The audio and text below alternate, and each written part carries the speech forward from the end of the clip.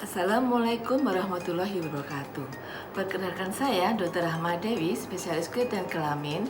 Saya dari Departemen Dermatologi dan Venerologi, Fakultas Kedokteran Universitas Erlangga, Surabaya. Pada kesempatan ini, izinkan saya menyampaikan sepatah dua patah kata mengenai batik. Batik ditantangkan menjadi warisan kemanusiaan untuk budaya lisan dan non-bendawi dari UNESCO. Desa Pesisir Kecamatan Tanjung Bumi di Kabupaten Bangkalan, Madura adalah sentra kerajinan batik unggulan daerah yang sudah cukup lama dikenal. Desa ini merupakan desa wisata yang menjadi tempat berkumpulnya pengrajin dan pedagang batik sejak puluhan tahun yang lalu. Penggunaan bahan pewarna dalam proses pembuatan batik terhadap kulit pada pengrajin terjadi hampir setiap hari, dan hal ini dapat menimbulkan masalah di kulit, tangan, dan dari kulit yang kering sampai menjadi kemerahan, katal, bahkan luka. Hal ini disebut sebagai dermatitis kontak yang kadang disertai infeksi. Kami dari Program Pengabdian Masyarakat Departemen Dermatologi dan Venerologi Fakultas Kedokteran Universitas Erlangga dan Rumah Sakit Dr. Sutomo Surabaya membuat program bertujuan meningkatkan tingkat kepengetahuan pembatik di Desa Batik Tanjung Bumi, Bangkalan, Madura terhadap kesehatan kulit dan dermatitis kontak, sehingga diharapkan dapat menurunkan angka kejadian dermatitis kontak pada pembatik. Semoga kegiatan ini dapat bermanfaat. Terima kasih atas perhatiannya. Wassalamualaikum warahmatullahi wabarakatuh. Selanjutnya, presentasi akan disampaikan oleh Dr. Menul Ayu, spesialis kulit dan kelamin. Assalamualaikum warahmatullahi wabarakatuh. Senang sekali saya bisa kembali berjumpa dengan Bapak Ibu para pengrajin batik di Desa Paseseh, Tanjung Bumi, Bangkalan, Madura ini. Sebelumnya perkenalkan dulu, nama saya Dr. Menul Ayu Umurowati, spesialis kulit dan kelamin. Saya dari Departemen Dermatologi dan Venerologi FK UNER. Pada kali ini terima kasih kami ucapkan pada para Bapak Ibu yang telah bersedia hadir dalam kegiatan pengabdian masyarakat kami. Kami akan menyampaikan beberapa hal mengenai kesehatan kulit yang mudah-mudahan dapat bermanfaat bagi Bapak Ibu. Karena apa? Karena pekerjaan Bapak Ibu sebagai pembatik ini meningkatkan risiko gangguan kesehatan kulit karena setiap hari kan Bapak Ibu terpapar dengan bahan-bahan pembuat batik sehingga kesehatan kulit itu harus dirawat. Coba akan saya tayangkan sedikit gambaran. Yang nomor satu adalah saya akan menceritakan bagaimana yang paling baik untuk merawat kulit kita sendiri. Perawatan kulit sehat, ya. Jadi kulit sehat itu harus dirawat, Bapak Ibu ya. Kulit sehat itu apa sih sebetulnya? Jadi kulit sehat itu adalah kulit yang lembab, jadi tidak kering gitu ya, dan tidak menimbulkan keluhan. Jadi tidak ada gatal, tidak ada rasa ketat, apalagi rasa perih ataupun sakit. Nah, kulit sehat itu sebetulnya fungsinya apa sih? Fungsi kulit itu sebetulnya adalah untuk melindungi organ yang ada di dalam tubuh kita, baik dari paparan lingkungan luar atau lingkungan sekitar. Jadi kalau ada hal-hal berbahaya, maka bagi tubuh kita, maka kulit yang akan melindungi tubuh kita dari paparan hal berbahaya tersebut. Bagaimana kita tahu kulit kita tidak sehat? Nah, ini tanda-tandanya. Yang pertama, terasa kering. Nah ya, jadi mungkin ada sisik seperti ini, ya, ada sisik seperti ini, tangannya bersisik, kemudian rasanya ketat, gitu. Itu adalah tanda-tanda dari kulit yang kering. Kemudian selain rasa kering juga ada rasa gatal, perih, nyeri, dan terasa ketat. Ini ya, mungkin ada merah-merah sehingga saking gatalnya pengen digaruk terus gitu ya. Apalagi mungkin kalau keringnya terlalu kering, bisa retak, itu bisa nyeri ataupun perih. Kemudian selain itu juga ada perubahan dari tekstur atau penampilan dari kulit. Kan kalau normal itu tidak ada apa-apanya ya, biasa aja gitu kulitnya. Tapi kalau udah ada bintik, pelentingan kayak yang isi air ini, atau warnanya berubah jadi merah atau jadi kecoklatan gitu ya, disertai sisik, disertai bintil, disertai pelentingan gitu, itu menandakan bahwa kulit tidak lagi sehat. Nah, sekarang bagaimana caranya supaya kita tetap menjaga kulit kita itu sehat?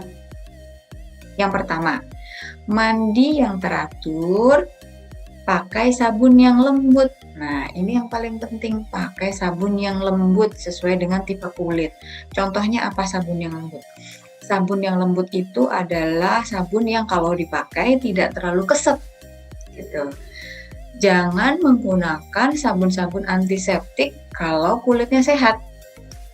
Karena sabun antiseptik itu kan ada kandungan antiseptiknya tuh yang keras untuk kulit, sehingga kalau dipakai oleh kulit yang sehat, maka sabun antiseptik itu akan menyebabkan kulit menjadi kering. Jadi sebaiknya gunakan sabun yang lembut aja, seperti sabun bayi yang cair atau sabun yang tidak terlalu wangi dan juga kalau dipakai nggak terlalu keset. Nah, itu adalah tanda-tanda sabun yang lembut. Lalu yang kedua, kalau mandi jangan pakai air yang terlalu panas gitu. Jadi yang suam-suam kuku aja atau air biasa aja gitu ya. Kalau udaranya terlalu dingin boleh pakai air hangat tapi jangan terlalu panas. Karena kalau air terlalu panas itu ternyata bikin kulit semakin kering. Nanti kalau kering jadi gatal, jadi tidak sehat kulitnya gitu ya. Terus jangan lupa setiap habis mandi gunakan pelembab atau hand body sehari 2 kali sesuai dengan jenis kulitnya. Nah, ini tips yang paling penting atau yang bisa dilaksanakan Bapak Ibu sekalian di rumah. Pelembab itu bisa juga menggunakan minyak kelapa. Nah, kalau minyak kelapa sepertinya mudah ya ditemukan atau bisa dibuat sendiri gitu. Nah, minyak kelapa itu juga memiliki efek sebagai pelembab yang baik sekali. Sehingga kalau bisa Bapak Ibu nyetok tuh, nyimpan minyak kelapa 1 botol di kamar mandi atau di kamar. Jadi setelah mandi dikeringkan dengan anduk, lalu dioleskan minyak kelapa ke seluruh tangan, kaki, dan mungkin tubuh. Terutama kalau untuk Bapak Ibu yang pekerjaannya sebagai pembatik, karena tangan yang banyak terpapar bahan-bahan batik, mungkin terutama tangan, gitu ya. Jadi terutama tangan menggunakan pelembab secara rutin. Nah, untuk para pengrajin batik yang paling penting ini adalah kalau ingin kulit selalu sehat, hindari sebisa mungkin zat yang memicu iritasi. Kalau kerja, gunakan alat pelindung ya. Jadi pakai sarung tangan begitu, atau cuci tangan sebelum dan setelah batik. Jadi jangan lupa kalau pas batik, pas nyelup itu pakai sarung tangan supaya tidak kena zatnya langsung, dan kalau sudah selesai cuci tangan gitu ya. Cuci tangan supaya yang tadinya nempel pada saat bekerja bisa terbilas dan tidak menimbulkan iritasi di kulit. Dan yang paling penting, rajin gunakan pelembab atau minyak kelapa itu tadi ya. Sebelum kerja, setelah cuci tangan, setelah kerja digunakan nggak apa-apa. Minimal setiap habis mandi memang.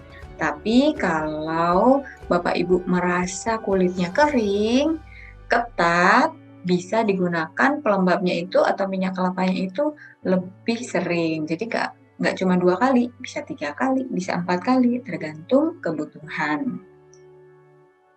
Nah, kalau Bapak Ibu ada keluhan kulit, maka bisa berkonsultasi dengan dokter kulit ya di Bangkalan. Ada kan dokter kulit, monggo datang dan berkonsultasi kepada beliau kalau ada keluhan kulit. Tuh ya, itu adalah salah satu atau cara-cara tips untuk menjaga kulit tetap sehat. Nah, kalau Bapak Ibu sekalian sebagai pembatik, tentu saja seperti saya sudah ceritakan tadi, mempunyai risiko lebih besar untuk kontak dengan bahan-bahan iritan yang merupakan pewarna batik atau zat yang digunakan untuk membatik gitu ya. Itu kan bahan-bahan kimia walaupun ada beberapa yang alami juga, tetapi kalau terpapar secara terus-menerus ada risiko, tidak selalu pasti kena ya, tetapi ada risiko untuk menjadi kulitnya itu radang atau namanya dermatitis karena kontak dengan bahan-bahan tersebut. Nah, apa itu dermatitis kontak? Saya akan coba menjelaskan sedikit. Jadi, dermatitis kontak itu adalah gejala kulit yang sakit, jadi gatal, perih, kering ketika kulit kita itu kontak langsung, jadi pegang, menyentuh zat-zat tertentu yang menyebabkan alergi pada kulit, seperti bahan-bahan pembatik, seperti pembersih lantai, sabun yang keras, deterjen atau bahan kimia lain. Itu adalah contoh bahan-bahan iritan yang kalau tersentuh itu membuat kulit menjadi meradang, tidak sehat. Itulah namanya dermatitis kontak. Setelah menyentuh bahan-bahan tersebut, gejala gatal, kemerahan, kering, bersisik bisa muncul beberapa menit setelahnya atau bisa juga beberapa jam setelahnya. Jadi tidak selalu langsung muncul karena mungkin kulitnya juga perlu waktu untuk bereaksi. Gejalanya apa aja nih kalau kulit kita terjadi dermatitis kontak? Yang pertama, kulitnya kering atau bersisik, ya. Seperti tadi, kan gejala kulit tidak sehat. Nah, kalau ini terjadi, memang berarti kulitnya mulai tidak sehat. Karena apa? Karena ada riwayat sentuhan atau kontak dengan bahan-bahan tertentu yang punya sifat iritasi. Selain itu, muncul kemerahan, kemudian gatal, dan gatalnya itu biasanya sangat parah gitu ya, karena memang radangnya kuat gitu di kulit tersebut akibat paparan bahan tersebut. Bisa juga kalau bahan iritasinya kuat atau kulitnya sedang rentan, yang terjadi adalah merahnya ini banget merah sekali lalu melepuh seperti kayak terbakar begitu. Biasanya kalau terpapar dengan bahan kimia yang kuat itu bisa melepuh seperti luka bakar. Nah, yang sering terkena bagian tubuh itu selain tangan juga wajah, bagian tubuh yang juga sering kontak dengan dunia luar. Bagaimana supaya kita tidak terkena dermatitis kontak? Gini caranya.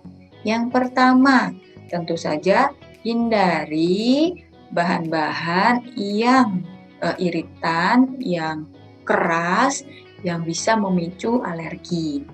Ya, kalau contohnya mungkin deterjen yang keras, pembersih kamar mandi, bahan kimia, bahan-bahan pewarna batik, itu juga merupakan bahan-bahan iritasi walaupun ringan. Kalau bisa hindari, tapi kalau Bapak Ibu bekerja sebagai pembatik kan tentu tidak bisa dihindari. Jadi bagaimana? Ya tadi pakai pelindung diri, pakai sarung tangan, pakai pelembab sebelum kerja, dan cuci tangan setelah bekerja. Ya. Nah, kalau sudah terjadi gejala gatal, kemerahan, dan melepuh misalnya, harus berobat.